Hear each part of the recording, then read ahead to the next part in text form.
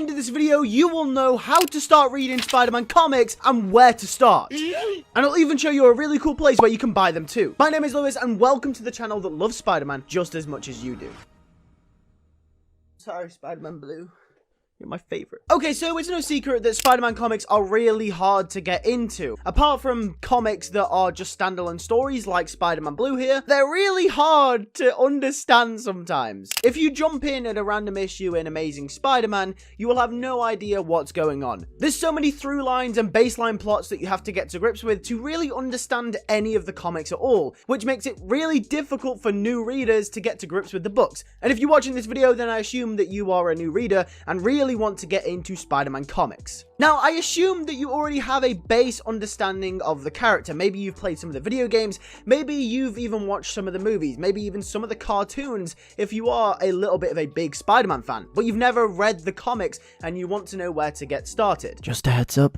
Do not start here. And that's relatively easy based off that assumption, but if you are here on the consensus that you don't really know much about Spider-Man, but you'd really like to get into the character starting with the comic books, I'll just quickly mention some series that I definitely recommend you read if you really want to understand Spider-Man as a character. The first book that I highly recommend is Spider-Man Season 1. Essentially, this is just a glorified issue modernizing Spider-Man's origin story from Amazing Fantasy 15. Now, I love this comic book, and I feel like it goes under the radar, and I feel like not many people know about it. But essentially, it was a part of a series where loads of Marvel characters got season 1s, and essentially it retold the origin story and it modernized the origin story of loads of Marvel characters. And I thought this book was brilliant because it modernized Spider-Man for new readers growing up in this generation, and you got to understand Peter Parker, you got to understand Spider-Man, his morals, and you also got to understand some of his main side characters as well. Although the likes of Gwen Stacy and Mary Jane wouldn't show up yet, it got you a base understanding where if those characters were to be introduced,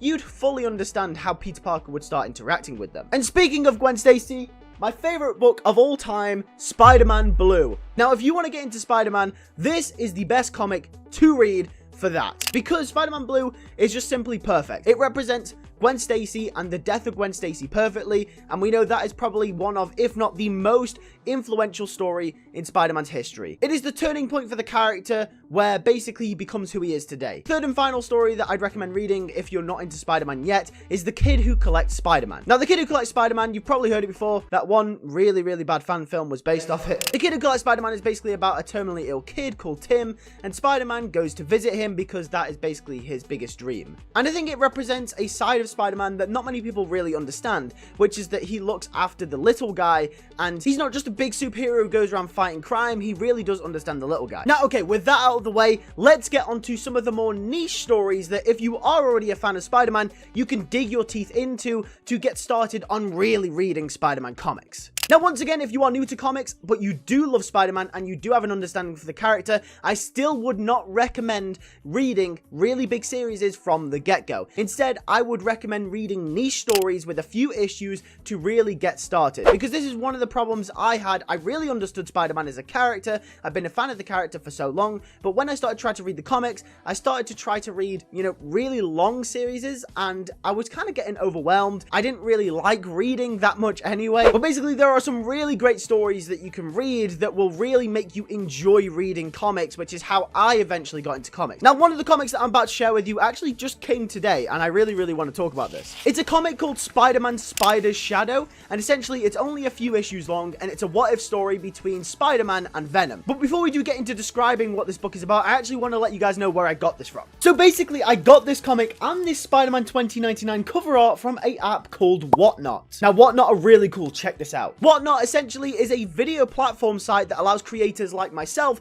to sell manga, comics, and a variety of other pop culture stuff. They even sell these! It's basically if Amazon met Twitch, essentially. And some of the comics on there are super cheap. Like, I got this comic for literally 2 quid. 2 quid, right?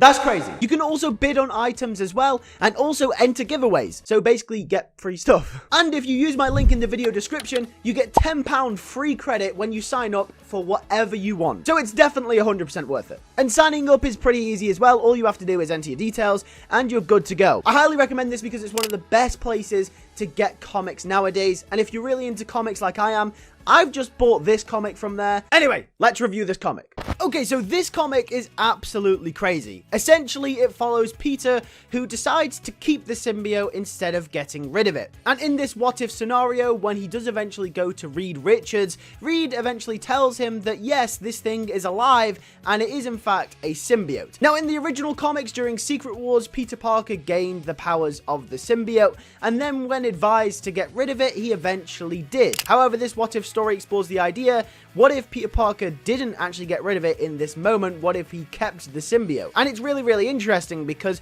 we start to see Venom take control of Peter. And we know what kind of character Venom is. So we start to see the traits of Venom seep through into Peter's character. And obviously the consequences follow. Peter wants more of that great power, but he is losing that great responsibility. And it's a great story because it shows how some of the characters in Peter's life would have suffered way more than they originally did if he kept the symbiote. Especially Aunt May in the first issue. I won't spoil what happens, but you've just got to read this book for yourself. It's only a few issues long, but it definitely delves into the psychology of Peter Parker and really explores his character through and throughout. If you have a great understanding of the character, you are going to love this book because this is everything you would want from a Spider-Man tale. And the best part about it is you could probably finish the entire series in a day. So yeah, I highly recommend reading this series. And I also just want to mention again, I got this from Whatnot, so make sure to download the app and you can get really cool comic books like this on there as well. But there are a few more comics that I do recommend for you readers that want to get into Spider-Man comics that already have an understanding of the character. Then the next one I have for you isn't really a series, but is a collection of short stories, and it is called Amazing Fantasy 1000. So if you guys don't know, the Amazing Fantasy title was basically a Marvel series that introduced new characters to the Marvel Universe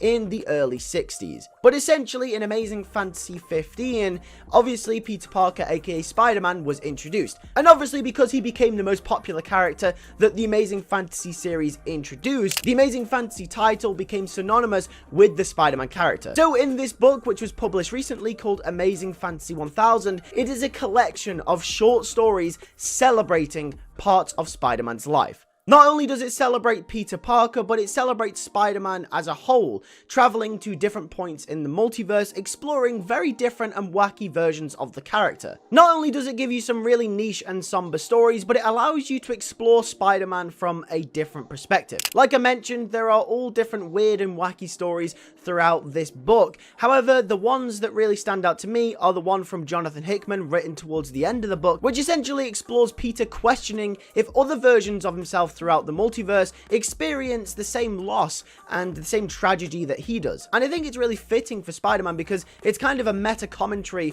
on how we perceive Spider-Man as an audience and how the audience has always perceived him, especially the writers. My third book is a little bit of a longer series, and it's not too long, but I definitely think you could sink your teeth into it for a few days, is Renew Your Vows. Now, if you've watched my channel for a while, you'll know that I absolutely adore Renew Your Vows. Not only because it is everything that we've ever wanted from Spider-Man, with Peter and MJ finally being together, but it explores a different side to the character that I feel like we haven't ever really seen before. I already made a video on this book before, so after this video you can go and watch that if you like. However, I'll just go over it briefly here. Essentially, Renew Your Vows explores a different alternate universe where Peter Parker and Mary Jane never actually split up and stayed together, got married, and had a kid. There are two versions of this story, one written by Dan Slott and one written by Jerry Conway. They are both as good as each other. However, they do explore different stories, but relatively similar themes. So it doesn't really matter which one you read, I just recommend reading one of them. So yeah, if you're a Spider-Man fan and you already understand the character, this book is perfect for you. But once you've sunk your teeth into those standalone stories,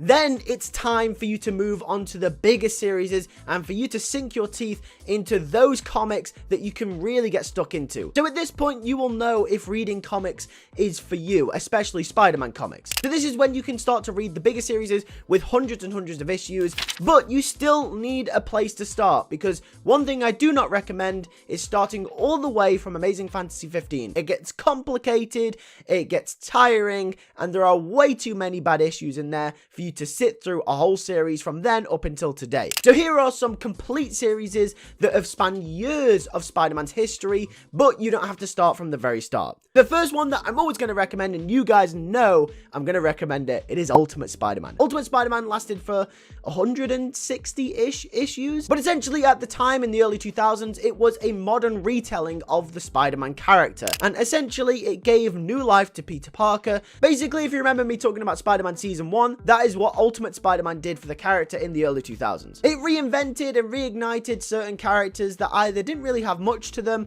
or it completely reinvented characters in completely different ways, like Gwen Stacy. Either way, this series has a start and it has an end, meaning that you can start this book and not have to worry about constantly reading on and the story dragging, the story not really finishing, and also then the story getting bad, and you wasting all this time that you've put into this book generally just enjoying it and then it going sour and you not really liking it, and you've wasted your time, right? That's how many of us feel reading The Amazing Spider-Man, by the way. But yeah, this book has a start and an end, and it's a really great series, and I really recommend you get into it. The second one is Spider-Man Life Story. Now, yes, I could have grouped this in with the comics earlier, but I feel like Spider-Man Life Story is something a little bit different, because it basically takes the 616 continuity of events in Spider-Man's history and essentially makes it a beginning and an end. But it is actually quite long, like it's quite a long book. But essentially it is the 616 continuity of Spider-Man, all his key events condensed into one story with a beginning and an end. And I think it's really great because it allows Spider-Man to have a beginning and an end, although I don't think it does all of the stories that it does take from the 616 universe,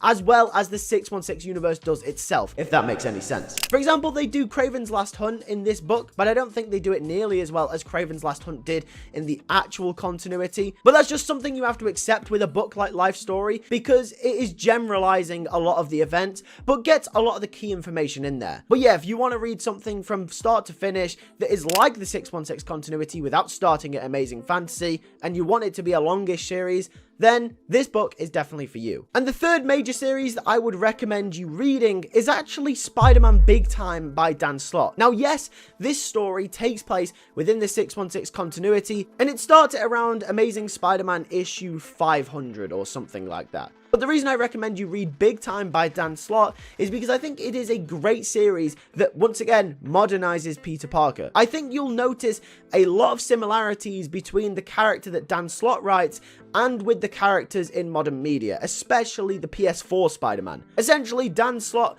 revolutionized the Spider-Man character, a lot of fans for good or for worse. Basically, Big Time makes Spider-Man more tech-based, it gives him a lot more new abilities, a lot more new suits, and basically a lot of the stuff that you see in modern Spider-Man cartoons, and especially the games as I mentioned, is present in Spider-Man Big Time. You'll start to notice a lot of similarities, and if you've become a fan of Spider-Man in recent years, and you really enjoy the games, you really enjoy the movies, you'll really enjoy Spider-Man Big Time. So basically, if you've got this far in the video, and you understand Spider-Man, front, back, center, left, right, whatever it may be, and you just want some niche stories to sink your teeth into, some series that are really, really specific, and you really have to know some Spider-Man lore to understand, here are some books that I definitely recommend for you. The Silk books are really, really good. Now, basically, Silk is a character that I don't think is very popular and I think flies under the radar. Introduced once again by Dan Slott, Silk is a character that I think goes underrepresented in Spider-Man media. She was bitten by the same spider as Peter Parker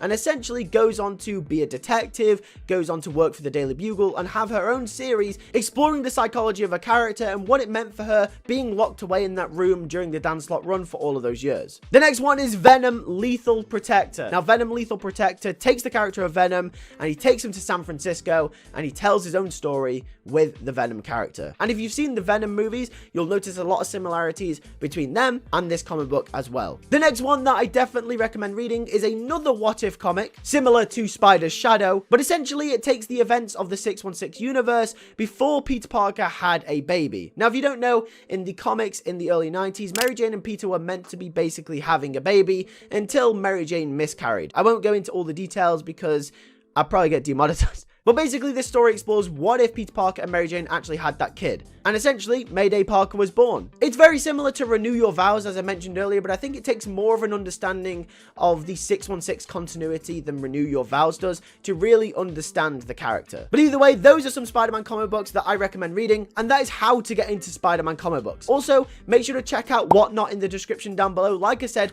if you use my link, you get £10 free credit. You can get whatever you want, £10 free credit. That is crazy. So sign up now. I'd really love to see you over there. With that being said, thank you guys for watching. I'll catch you guys in the next video. Take care and peace.